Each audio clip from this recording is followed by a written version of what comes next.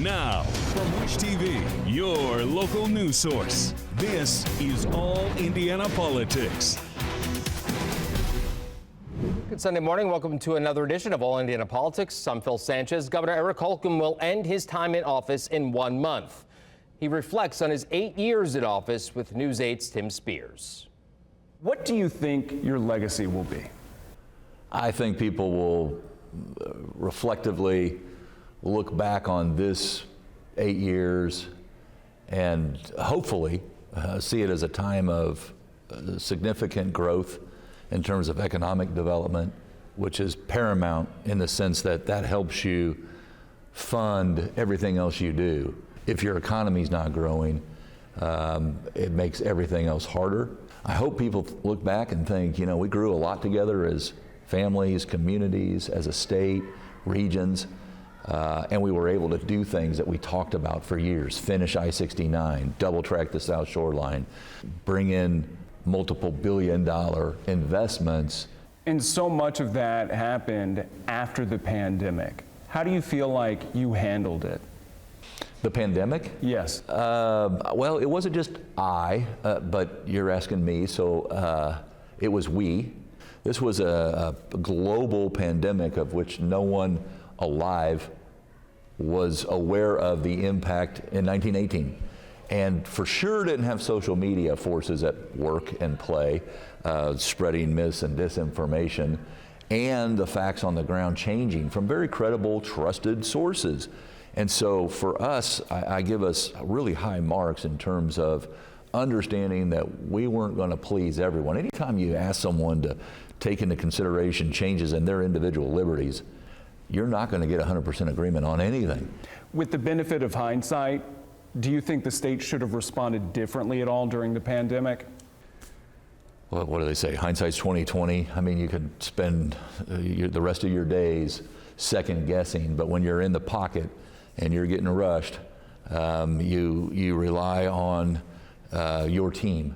Everyone had to pitch in, and I'm just proud of what they did. And I won't second guess decisions that we made. Were they all right? Probably not. Were they all wrong? No. We were seen as a model in so many different respects, and I'm proud of each and every person that came to work every single day, didn't sleep for many days, and was undeterred. Do you have any regrets from your time in office? I'm not a guy that, I don't want to start singing Frank Sinatra. Regrets, I've had a few, but too few to mention, but I'm not a person that regrets. I try to learn from any disappointment I may have had. I'm disappointed in a number of things. We didn't, mostly revolving around progress we didn't make, or enough progress we didn't make. We've improved our infant mortality rates, but not enough. And that's haunting or maddening to me. So regret's probably too strong of a word. With some of the more controversial pieces of legislation that came through during your time, specifically with abortion and transgender health care, a lot of that was built on strongly held moral beliefs by the lawmakers who passed them through and their constituents. Sure. Do you ever worry, though, that history will look on that unfavorably? This is where the people's work is done.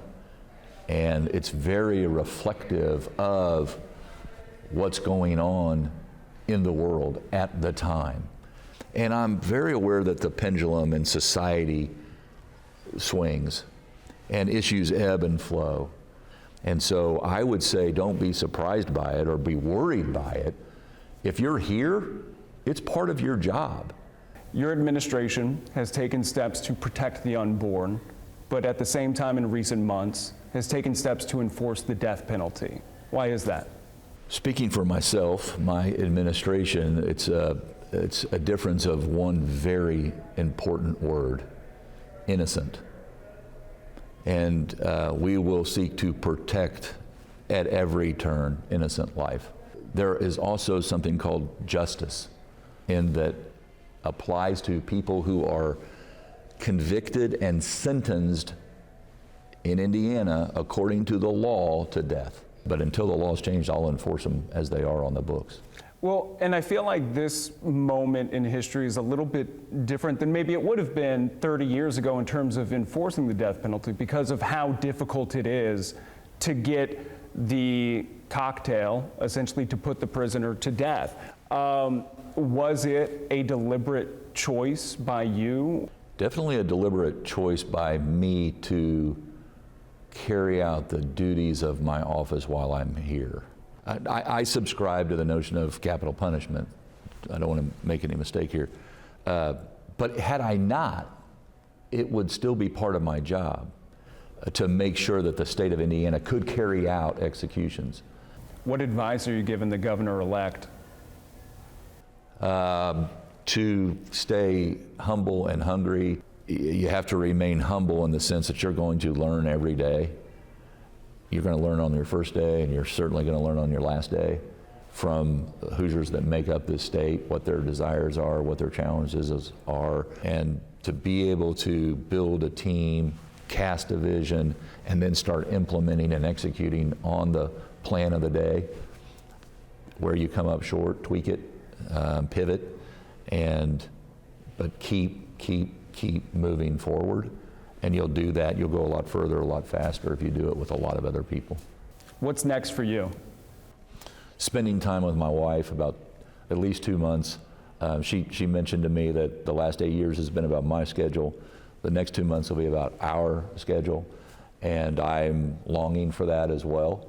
Look forward to that. But I want to help an organization or a company or companies grow in a world-class, cutting-edge, technologically driven way. Do you think that will be in the private sector? Could be. Any way that I can help, that I can wake up with the same excitement and adrenaline every day about achieving goals and measure the progress, that will be enticing to me, whether it's here around the country or around the world. I'm going to do this job to the last hour of the last day, and then proudly leave a cupboard full, a pipeline full for my successor, and then move on to the next opportunity or challenge. Governor Holcomb, thank you for doing this. Coming up, Indiana's next governor says farewell to the Senate, what he says he accomplished during his time in Congress. Mike Braun has said his official goodbye to the U.S. Senate as he prepares to move to the Indiana State House. Braun highlights his accomplishments in a speech on the Senate floor. In the honor of my lifetime to represent Hoosiers here in the U.S. Senate. When I said I was going to do this back in 2017, didn't have much of a political legacy, to leave my business that I had spent 37 years running, and that I wanted to run for the U.S. Senate. Everybody said, fool's errand, couldn't be done. But there were a lot of Hoosiers wanting the system to be shaken up a little bit. And when I interpreted, I think, what politics was doing back in 15 and 16, I crafted that unusual idea that it could be done even when you've made most of your life in the trenches in the real world. I was told when I got here, freshman senators are not to be heard, maybe seen, sit back, learn the ropes. Well, that wasn't going to work for me because I had already put myself into a corner because I said I wouldn't do it more than 2 terms. That's unusual. Everyone says it. They get amnesia, and then you know the rest of the story.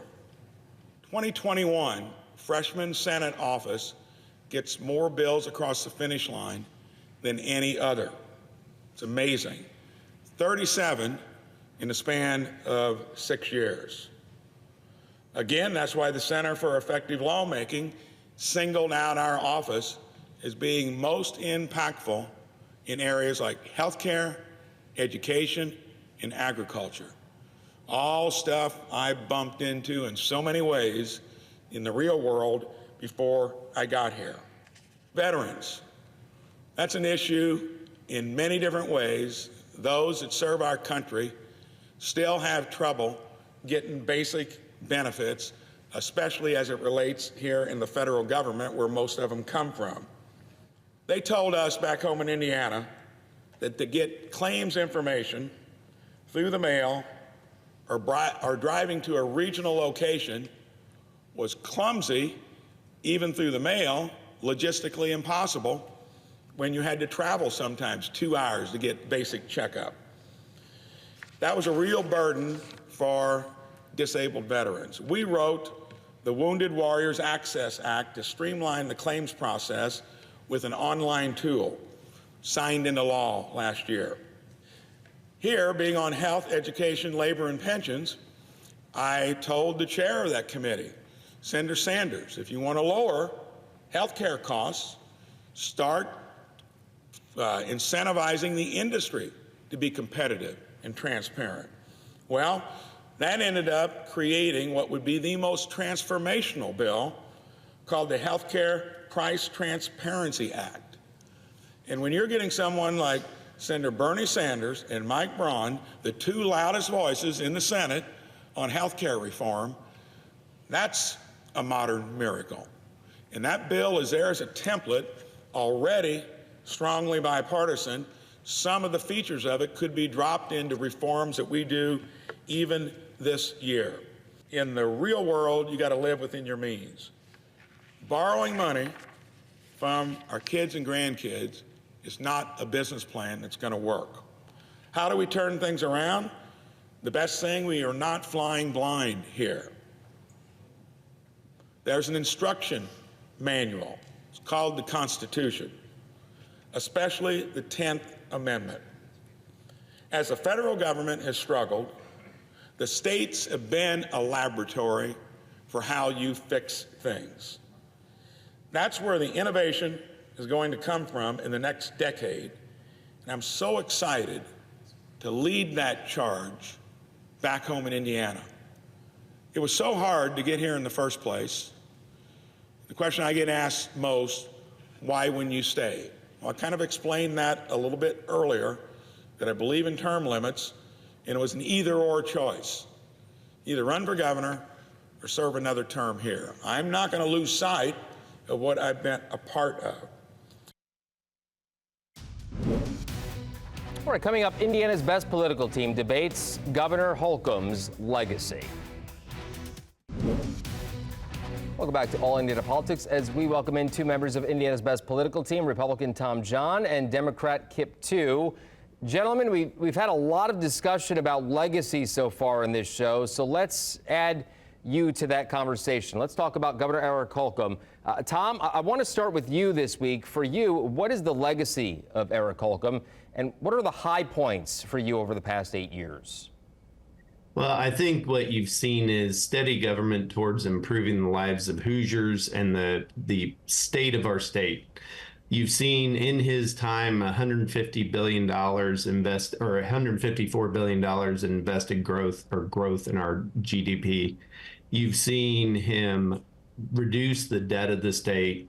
You've seen him invest in important things like Ready Grants, which the state's investment has led to $22 billion of investment in our communities throughout our state. You've seen him invest in mental health. You've seen a reduction in opioid deaths.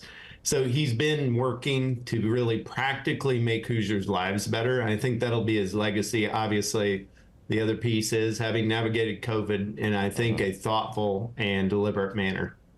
Kip, is there a high point for you? I would agree with Tom. I thought this governor, I think his best legacy is navigating COVID. I think that he did it better than most red state governors, and probably as well as a lot of blue state. I think in his comments said he didn't get everything perfect, but nobody knew how to handle this because it had never happened before. So right. I give him very high marks for how he handled that crisis, and it was leadership that we needed at the time, and he really did provide it. On the downside, I would say, as a Democrat and a person who believes that women should have the same rights I have, I really have to knock him for signing the bill that outlawed abortion in the state of Indiana in almost all cases. I think it made Indiana women second-class citizens, and it's a big mark, but it is a legacy. Tom, low points for you over 8 years? No, I mean, the high points, like I said, it's been the great work. No, I don't think they're low points. I think you've seen somebody who, at the end of the day, he walks out the door, and Kip and I will disagree on his choices on legislation. But the fact is, you saw somebody who really took Hoosiers first and made the best for our state. And the state's better for having him there, and he's somebody you always knew and trusted his integrity there. Let me ask it this way, gentlemen. Where does Eric Holcomb rank among past Indiana governors, and specifically when you talk about the past two Republican governors, Mitch Daniels and Mike Pence? Tom? They're different times in different places. I mean, Governor Daniels came in at a time that the state had had 16 years and really had lost its way in a lot of respects with the Democrat leadership that had been there. He had a lot of low-hanging fruit and a lot of things to fix. And Governor Pence continued that, and at the same time had his own agenda that he carried through that.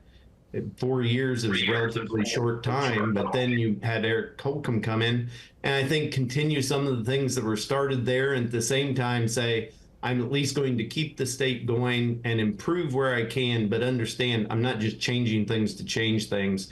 I'm not out there just trying to grab headlines, but rather I'm just going to continue moving our state forward. And you've seen the wins, whether it be economic development, whether you be the real continuation of us having top flight infrastructure. All those things are things that I think each of them did differently. And I think it's really difficult to say one was better, one was, I think each of them was a great person for the time that they were there. Kip, obviously a Republican focused question, but I want to get your thoughts on this as well.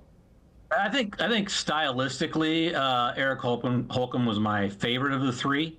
I think he really downplayed partisan politics. I think he tried to downplay the Trump era. I think if you look at Republican governors across the country, he survived the Trump era, not being really stylistically a Trumper, not in your face, not trying to be discourteous. He's a very nice guy, and you know, his public persona was the same as his private persona. He was a nice person who tried to do the best thing in his view for the state of Indiana. I think Mike Pence is also a nice guy, but much more ideologically driven than this governor. And I disagree completely with how Mitch Daniels is characterized by my friend Tom John. Specifically where? I think he was a divisive guy. I think that the state was in better shape the day he took over than the day he left. And I think if you look at statistics, it's pretty clear that we have gone downhill in the era of three Republican governors, and Mitch Daniels started that. Quickly, let's turn to Mike Braun. What defines his 6 years in Washington to you? And we'll start with you on this one, Kip. Well, look, I think on the positive side, I think, as a Democrat looking at Mike Braun, I think he did try to reach across the aisle on some issues that people were surprised he did when it was the environment. He talked about his work with Bernie Sanders on an issue, and he said he was pro-labor. He certainly reached out to labor and tried to work with them in places where he could.